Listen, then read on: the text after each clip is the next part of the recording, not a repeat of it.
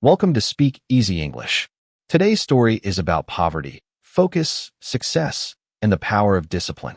In a small village far from the big cities, there lived a boy named Ravi. His family was very poor. His father pulled a cart for a living, and his mother washed clothes for other families. They lived in a tiny house with a leaking roof, and many nights they did not have enough to eat. But poor as they were, Ravi had a treasure that no money could buy. Ravi loved to learn.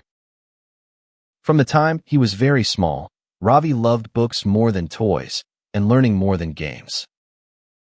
While other children played in the dusty streets, Ravi sat in the corner of his little school, listening to every word the teacher said. His eyes would shine when he learned something new. One day, Ravi told his mother, "I will study hard, and I will become a great officer. I will lift our family out of this poverty. I will make you proud." His mother would stroke his hair and smile, though her heart was heavy. She knew how hard the road would be for a poor boy. But she also saw the fire of learning in her son's eyes, and she promised herself that she would do everything she could to help him. The biggest problem in Ravi's life was a simple one. His house had no electricity. When the sun went down, his home fell into darkness. The other students in his class had bright lights in their homes. They could study all evening and late into the night. But when night came to Ravi's house, he could not see his books at all, and the daytime was full of chores. He had to help his father with the cart and his mother with the heavy work. The only quiet time to study was at night, but at night there was no light. Ravi did not let the darkness defeat him. He found small ways to keep learning. He saved every coin he could find, and with those coins he bought small candles. Each night, after his chores were done and his family was asleep, Ravi would light a single candle. By its small, flickering flame, he would open his books and study. The light was weak, and it hurt his eyes. The candle did not last long. But Ravi did not waste a single minute. He read and wrote, and learned as fast as the little flame would allow. Some nights, there was no money even for candles. On those nights, Ravi would walk to the one street lamp at the edge of the village, the only public light for miles around. He would sit on the hard ground beneath that lamp, with insects buzzing around the light, and he would study late into the night. The ground was cold, and his back grew sore, but Ravi did not complain. A little discomfort now, he told himself, for a better life later. This is a fair trade. The other boys in the village laughed at him. "Look at Ravi," they said. "He sits under the street lamp like a beggar with his books. What a strange and foolish boy. He is poor, and he will always be poor. No amount of reading will change that.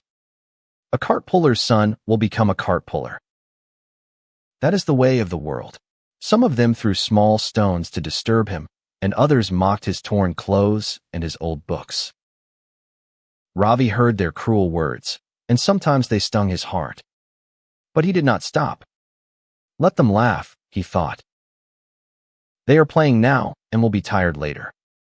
I am working now and will rest later. Today they have fun and I have struggle. But the future does not belong to those who play. The future belongs to those who prepare. And he turned back to his books by the light of the street lamp. Year after year, Ravi studied this way. By candlelight and by lamplight, in the cold and in the quiet, while the rest of the village slept. He had no fine school and no expensive teachers. He had only his books, his small lights, and his unbreakable discipline. He never missed a night. He never made an excuse. Rain or cold, tired or hungry, Ravi always found his way to his studies. His discipline was like iron. There were many hard moments. There were nights when Ravi was so tired from his chores that his eyes closed by themselves over his books. There were nights when he was so hungry that he could not think clearly. There were times when he felt that the dream was too big and the road too hard, and a small voice inside him whispered that he should give up and accept his poor life. In those moments, Ravi would look at his sleeping parents, his father with his worn-out hands and his mother with her tired face. And his love for them would give him new strength. "I will not give up," he would say. "Not for myself and not for them." There was one winter night that Ravi would remember for the rest of his life. It was bitterly cold, and a hard rain was falling. The single street lamp where Ravi studied flickered weakly in the storm. Ravi sat shivering beneath it, his thin clothes soaked, his fingers so cold he could barely hold his pen.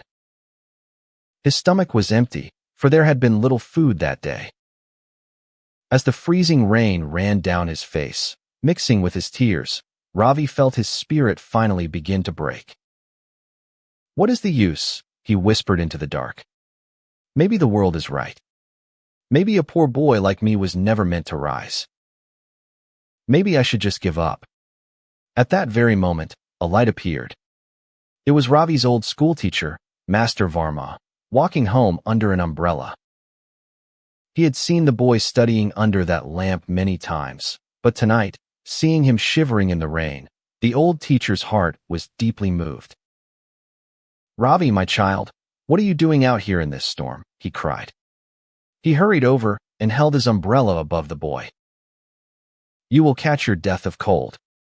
Master Varma took the freezing boy to his own small home nearby. He gave him warm food and a dry blanket. As Ravi ate, the teacher looked at the boy's worn books and his careful notes, and he understood everything. "All these years," the teacher said softly, "while the other boys played and slept, you have been fighting this hard battle alone, in the cold and the dark. I am ashamed that I did not see it sooner." From that night on, Master Varma became Ravi's helper and friend. He gave Ravi a quiet corner in his own warm home to study in the evenings. He lent him better books. He answered his questions and guided his learning, and he asked for nothing in return. "Knowledge is a light that must be shared," the teacher said. "You have the rarest gift I have ever seen, the gift of discipline. I will not let it die in the cold and the rain." Ravi was overwhelmed by such kindness. The warm room and the good books were a great help.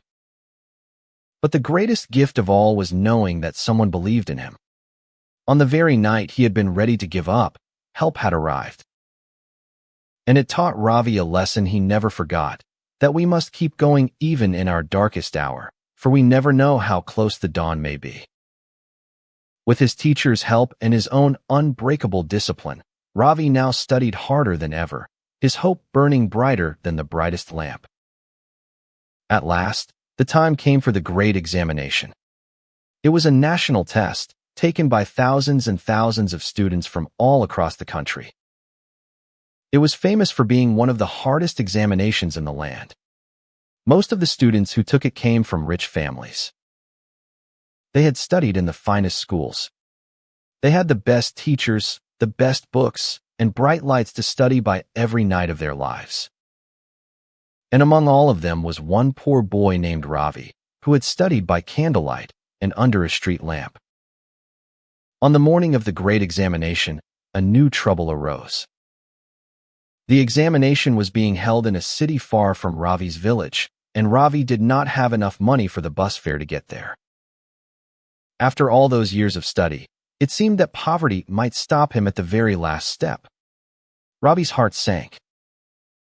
But his mother, who had saved a few coins in secret for years, pressed them into his hand. "Go, my son," she said. "This is the day we have worked for." Even with her coins, it was not quite enough.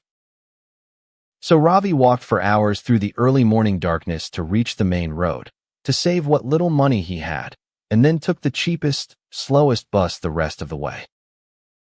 He arrived at the examination hall tired and hungry, his clothes dusty from the road, while the other students stepped out of comfortable cars. But Ravi did not feel ashamed. He looked at his worn shoes and his calloused hands, and instead of shame, he felt pride. Every hardship had made him stronger. Every cold night of study had prepared him for this moment. He took a deep breath, walked into the great hall, and sat down among the children of the rich, ready at last to show the world what a poor boy with iron discipline could do. The examination was very difficult. But Ravi was ready. All those years of discipline had prepared him well. He had read more, practiced more, and worked harder than almost anyone. He answered the questions carefully and calmly, using all the knowledge he had gathered through so many long and lonely nights. When the examination was over, Ravi went home and waited, with hope and fear together in his heart. The day the results were announced, the whole country watched. The names of the top students were read out, one by one. Ravi's family gathered around, holding their breath. And then they heard it. Among all the thousands of students from all the great schools of the land, one name stood near the very top of the list.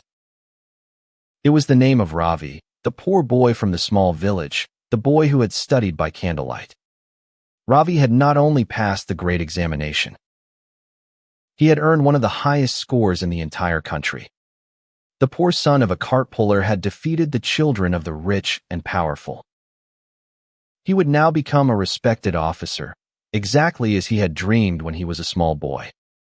The village could not believe the news.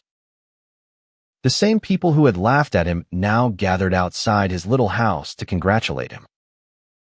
The boys who had thrown stones now lowered their eyes in shame. Ravi's father wept with joy and pride. His mother held her son and could not stop her happy tears. "You did it, my child," she whispered. "You truly did it." Ravi kept his promise. He lifted his family out of poverty.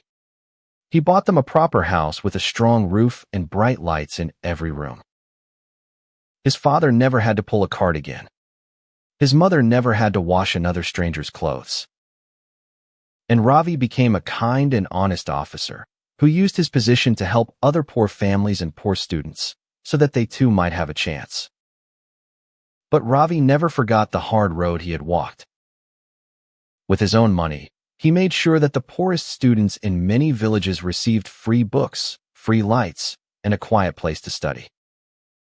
He did not want any child to struggle in the darkness the way he had. And whenever he met a poor young student who felt that their dream was impossible, Ravi would sit beside them and say, "I know how it feels when the world tells you that you are too poor, too small, too unimportant to succeed. I know how it feels to study in the dark while others laugh. But let me tell you the truth I learned. Poverty can take away your comfort, but it cannot take away your discipline. It can take away your light, but it cannot take away your will to learn. The candle was small, but my dream was big. Work while others sleep. Study while others play. Keep your discipline like a treasure. And one day, your hard work will shine brighter than any wealth in the world." And that is the story of the student who studied by candlelight. A story that reminds us that success is not given to those who have the most, but earned by those who work the hardest. And that with discipline and a willing heart, even the smallest light can lead to the greatest future.